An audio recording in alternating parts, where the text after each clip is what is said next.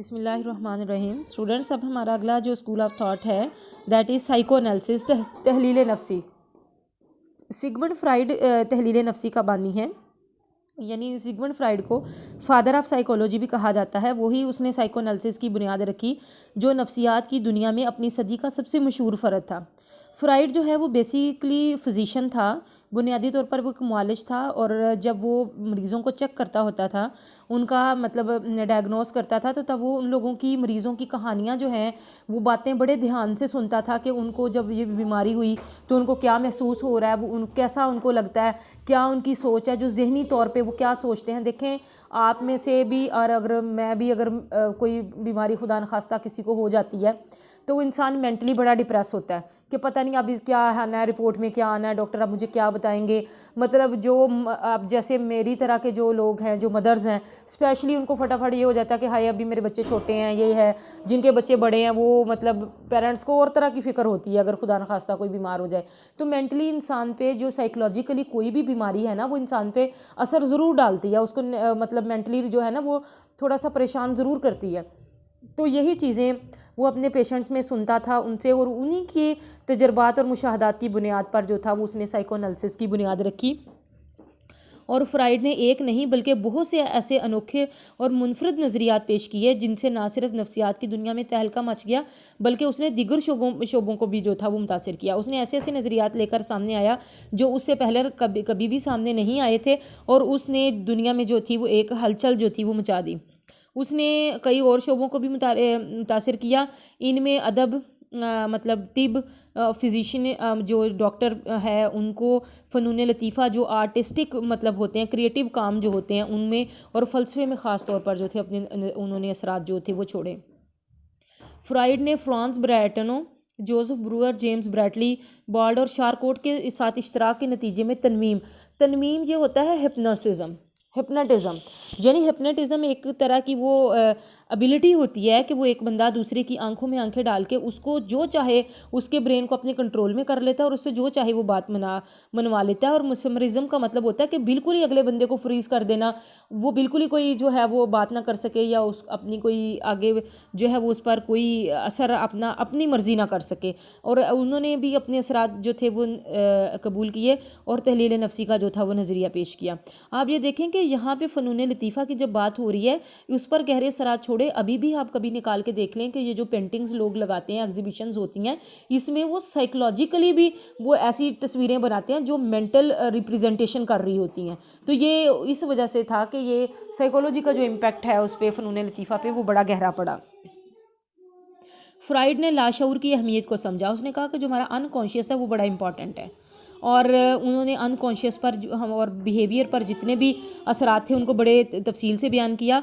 Fried ने लाशौरी महरक़ात पर इतना ज़ोर दिया कि ये कहा जा सकता है कि जो अनकॉन्शियस है वो उसके नज़रिए का बुनियादी सतून ही वही है, और नफसी तवानाई है जो फ़र्द में पाई जाती है, और मुहर्रकात की बुनियाद जो है उन्होंने कहा कि हर इंसान के अंदर जो है ना वो साइकिक एनर्जी, जैसे हम कहते हैं हमारी बॉडी को फिज़िकल एनर्जी की ज़रूरत है, हम खाना खाते हैं, कोई चीज़ इस्तेमाल करते हैं ताकि हमारी बॉडी को एनर्जी मिल सके, हम काम कर सकें, वो ज़िंदा रह सके, तो इसी तरह से हमारे माइंड में जो है वो साइकिक एनर्जी जो है वो मौजूद होती है। फ्राइड ने कहा कि शख्सियत की जो नशोनुमा है उसका इन्हिसार ये है कि फ़र्द की शऊरी यानी उसकी कॉन्शियस और अनकॉन्शियस जो फोर्सेस हैं वो किस तरह से बनती हैं, किस तरह के माहौल में रहती हैं, ये सारी चीज़ें जो हैं वो उस पर बड़ा इम्पैक्ट डालती हैं, और उसकी वजह से जो है वो उनका वो बनती हैं। और उसने शख्सियत के कुछ मख्फी पहलू यानी छुपे हुए पहलुओं के बारे में भी बड़ी तहकीकात की। उसने लाशऊर के अलावा जिन्स को इंसानी शख्सियत की तमीर और इर्तिका में बड़ी अहमियत दी कि ये जो मतलब रिलेशनशिप्स हैं पेरेंट्स के, या जो आप मियाँ बीवी का जो रिलेशनशिप है, ये बहुत ही इंपॉर्टेंट है किसी भी चीज़ को बनाने में। उसने इंसानी जिस्म जहन के 3 हिस्से यानी बयान किए, शऊर, तहत शऊर और लाशऊर। ये आपको पहले भी मैं बता चुकी हूँ कि शऊर क्या है, जो इस वक्त आपका जहन में जो चीज़ चल रही है। तहत शऊर ये है कि जो आप भूल चुके हैं लेकिन याद दिलाने पर आपको याद आ जाती है, और लाशऊर वो चीज़ है जो पहले गुजर चुकी है लेकिन आपको याद दिलाने पे भी वो चीज़ याद नहीं आती। शऊर से मुराद इंसानी जहन की वो सतह है जिसे फ़र्द खुद वाकिफ़ होता है और ये मुताबकत में मदद देता है। जैसे हमें पता होता है किसी चीज़ के बारे में, तो हम उसके बारे में मेमोरी, इदराक, परसेप्शन कर सकते हैं कि अच्छा ये चीज़ इस तरह से है, मसाइल का हल और इरादा, ये सब शऊर की मिसालें हैं। और लाशऊर हमारे भूले बिसरे वाक़यात होते हैं। ये एक लामहदूद ख़जाना है, इसमें हमारी नासूदा ख्वाहिशात, ऐसी ख्वाहिशात जो कभी पूरी नहीं हो सकती थी या पूरी नहीं हो चुकी और जो हमारे लाशऊर में पनाह गज़ीन होती हैं। ख्वाब इसकी बेहतरीन मिसाल है। और शऊर और लाशऊर के दरमियान में जो है वो तहत शऊर पाया जाता है। शऊर से खारिज होने वाले ख्यालात जो अभी लाशऊर में नहीं पहुँचे वो यहाँ पर जो हैं वो मौजूद होते हैं।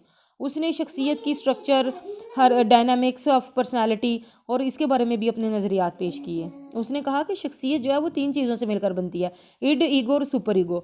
इड जो है ना वो बेसिकली है प्लेयर प्रिंसिपल, कि यानी मेरी ख्वाहिश अभी पूरी होनी चाहिए, जैसे भी हो मेरी ख्वाहिश पूरी होनी चाहिए, चाहे चोरी करके हो चाहे किसी से छीन के हो।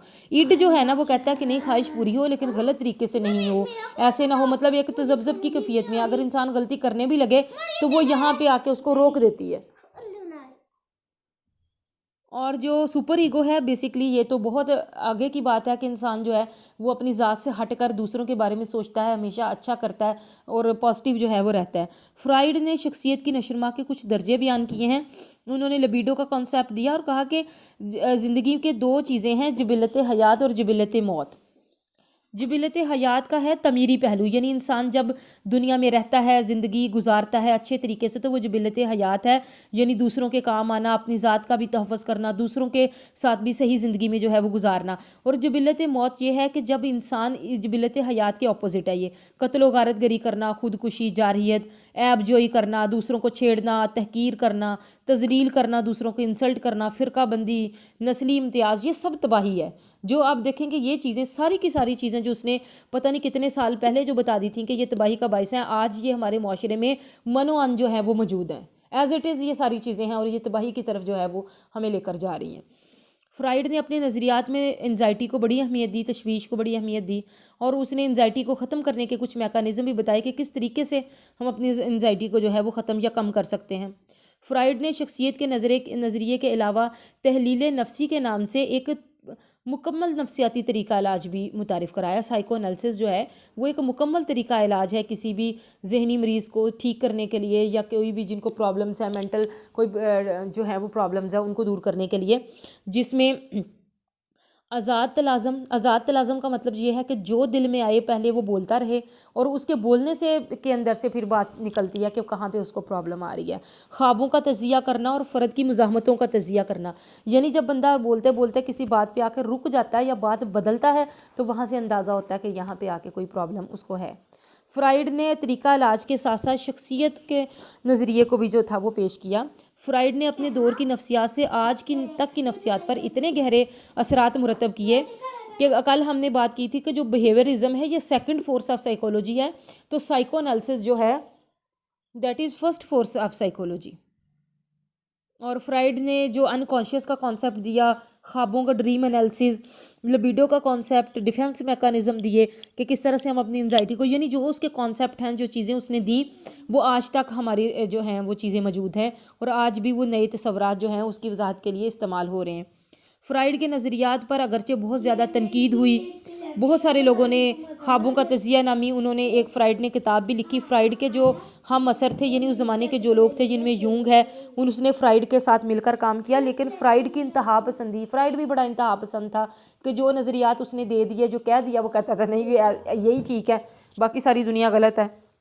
वो उसके साथ फिर अलग हो गया। फ्राइड के जो दोस्त थे वो फिर कुछ अलग हो के उन्होंने न्यू फ्राइडियन कहलाए, और इनमें एडलर, कैरन हॉर्नाई, सेलेवानो और एरिक फ्रॉम जो हैं वो शामिल हैं।